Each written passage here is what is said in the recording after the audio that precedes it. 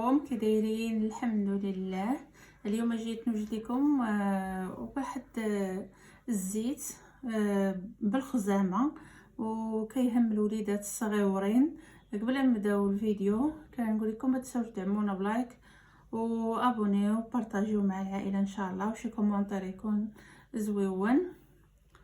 كما كتشوفوا هذه الخزامه، وحنا في هاد الوقيته ديال البرد، وبالاخص انا تيبقاو فيا الوليدات الصغار بزاف ملي تيبداو تيكحبوا ولا الرضع باقي مسكين ما تعرف لا يدوي لا حتى شي حاجه، وكيحقر عليه البرد بزاف.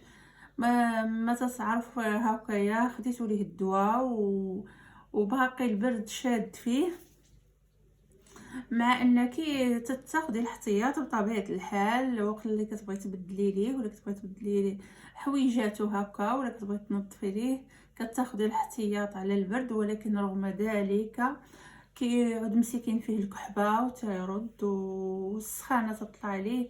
علاش؟ بغى هذاك الصدر ديالو تيكون كتسمعي ليه الصوت ديالو بسبب هذاك الرواح. عادي ان الوليدات في هذه الوقيته ديال البرد بطبيعه الحال كيوقع لهم بحال ما هكا. اللي بغيت نقول لك انك ضروري ان بطبيعه الحال تاخدي ليه الدواء، ولكن كنصحك انايا بهذه الطريقه راه زوينه.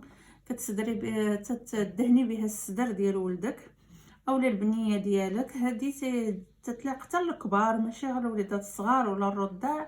ما فيها تضرر، ما فيها حتى شي حاجه خايبه.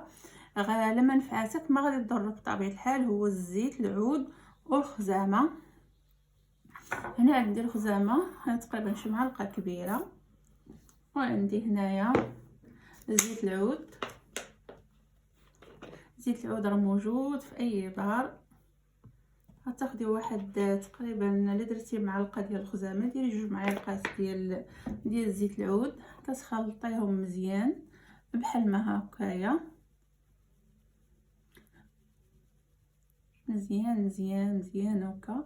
وكتخليها تقريبا شي نص ساعه قبل ما هذاك الزيت شرب هذيك الخزامه وطلق فيها المفعول ديالها. بطبيعه الحال غادي تخليها في واحد الجنب، ومن بعد ملي الوليد ديالك هكايا تبغي تدهني ليه الصدر ديالو بهذا الزيت ديال الخزامه، اشنو غادي ديري باش ما تجيش بارده وما تمحنوش تا هو مسكين ونزيدو عليه؟ غادي تاخدي واحد باماغي هكا كاسرونه فيها الماء، وغادي تخلي هاد الباماغي ولا حمام مريم هكا تيطبخ وغليان باش كتسخن لك هاد الزويته هي والخزامه. ومن تما كتبقاي تجيبيها حداك وكتبقاي تدهني الوليد ديالك، ولا حتى الكبار كتليق ليهم الخزامه وزيت العود. راه زوينه للصدر هكايا بحساب البرد. وبطبيعه الحال انا كندوي على الرضع مساكن في هذه الوقيته اللي تزادوا في هذا البرد وهذا. كنقول المهم تحسن عوانكم. المهم غير ديروا هاد الطريقه بطبيعه الحال، غير ديروا ليه الدواء ولكن ديروا هاد الطريقه الطبيعيه راه زوينه. ما حد الزيت يكون سخون هكا بهاد الباباغي كدهني ليه مزيان الصدير ديالو ولا البنيه صافي. كتزيديه في شي شويه الحوايج ولا المينطه ديالو كتخليه كيسخن. وبطبيعه الحال الخزامه راه الريحه ديالها زويونه، ما فيها حتى شي حاجه خايبه.